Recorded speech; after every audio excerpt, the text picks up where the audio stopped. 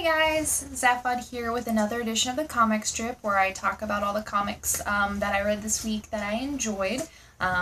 So this week was a huge week, one of the biggest weeks for single issues in our source history, and I had quite a haul to take home, and I am pooped from reading them all. But it was an amazing week. So many things that I love came out, and I'm just completely overwhelmed with the stories. I started off with Batman number 32 because it's awesome, and this is a really, really cool issue. Like kind of, a lot of culmination of what's been leading up here in the story. It gets a little emotional towards the middle. I choked up a little bit. You'll know when you get to it, but it got me in the feels. But really, really good. Solid. That team knows how to deliver Batman without exception, and I would read it till the end of time if they keep putting it out. Next up, something I've been excited about for a very, very long time. I have a floor-to-ceiling poster of it in our living room, and that is the Outcast. This is a Robert Kirkman title for those of you who follow him on his other books. This issue 1 is called A Darkness Surrounds Him. This issue does a really good job of both setting up the story and also getting you immediately interested and gripped. It's creepy, it's thrilling, it's emotional. You know the characters so well by the end of the first issue, which is really hard to do. But the character in the story, he is had a very traumatic childhood and has been kind of plagued by demonic possession, and he in his life with the people around him, and he's just trying to figure out what's going on. Actually, he's trying to avoid figuring out what's going on, but really hell of a good issue if you like anything scary, if you like Kirkman, if you it's excellent. I loved it. Highly recommend it. But it'll probably sell out quick, so I would get it soon if you plan on it. I actually picked up 2 copies, which I never do. I knew I was going to love it, and I did. Next up, we have another Kirkman comic, which is Invincible 112. I don't want to give too much away for those of you who haven't read it, because it's a really kind of a big deal what's going on right now, but I will say, fucking Robot. Robot was my favorite character for a long time in this series. Fucking Robot. This is a really roller coaster of an issue, as it has been for a little bit now. It's crazy shit. Let's see. Here is Saga number 20. For those of you who read last month's issue, you know that there was kind of an emotional kind of last page there.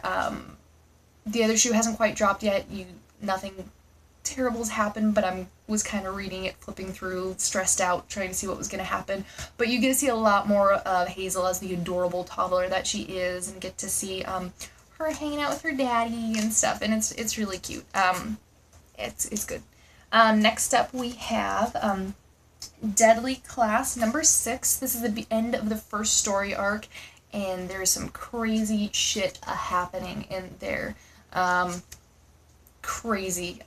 Marcus is still coming down off LSD, and he is reunited with a ghost from his past, and maybe you learn a little bit more about him before the series started. Sorry about the vibrate. I think Twitter is just giving me an alert. Next up, we have Chew number 42. This is such a fun cover. Look at it. He's with all the little animal folk. This is fantastic. In this issue, Tony Chew goes undercover. Doesn't do a very good job of it. This issue has another one of those kick-ass Poyo splash pages, and a great flash forward to something that happens in issue 60, which hasn't come out yet, but it'll be fun to see how that plays into this series in the future. Sorry, I'm kind of rushing through this. My phone, I already recorded all of this, and then my phone cut me off like 30 seconds before I was finished, so I don't want to get cut off this time. So sorry if I rush it a little bit. Next up, we have Ms. Marvel.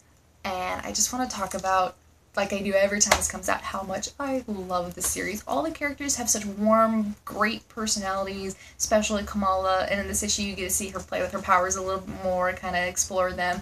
And she gets a new costume, so that's really cool. Love it.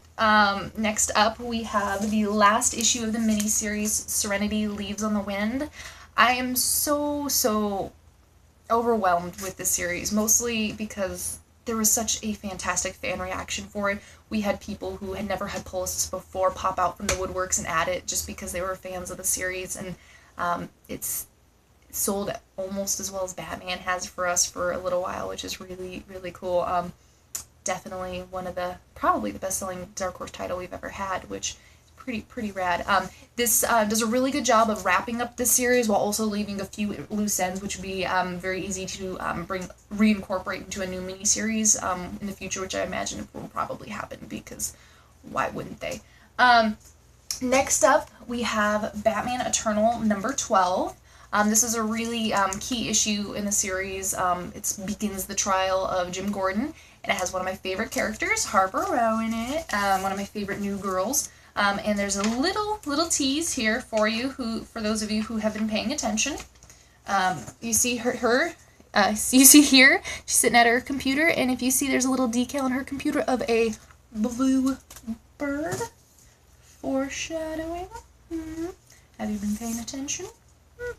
But yeah, this is a great issue. Pretty excellent. Sorry. Lastly, that I'm going to talk about this week, I did read other titles, but I'm trying to focus to my favorites to save on time. We have Trees by Warren Ellis and Jason Howard. The art in this series is so beautiful. I've never seen Jason Howard's art quite like it is in this series before, and it's beautiful. I am just in love with it. In this issue, you get to see a little bit more, while not revealing the mystery behind the trees or where they come from, you get to see a little bit how different trees around the world affect things in different ways, which is really interesting, and it'll be intriguing to see how that plays out in the future. So that's it for my single issues this week. I did read a few others that I did enjoy, I just didn't have anything of note to discuss for them.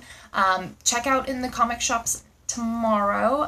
If you're looking on the trades, they did put out 2 new Sin City editions, a new hardcover edition of A Dame to Kill For in preparation of the movie coming out, and then a Big Damn Sin City tome. And if it was through any other publisher, it would probably be like $200, but Dark Horse is amazing, and it's $100. And it's all of Sin City. It's amazing. If you're a fan of the series and you don't have the collected edition, you should get that.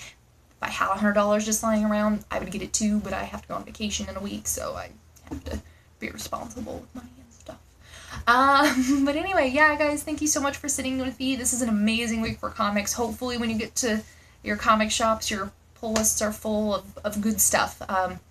And I hope you enjoy. Thank you guys for listening, and I hope you have a great week. If you have any questions for me or anything about comics, about this week, or anything else, throw it in the comments, send me a message, whatever. But yeah, have a good night, guys. Thanks.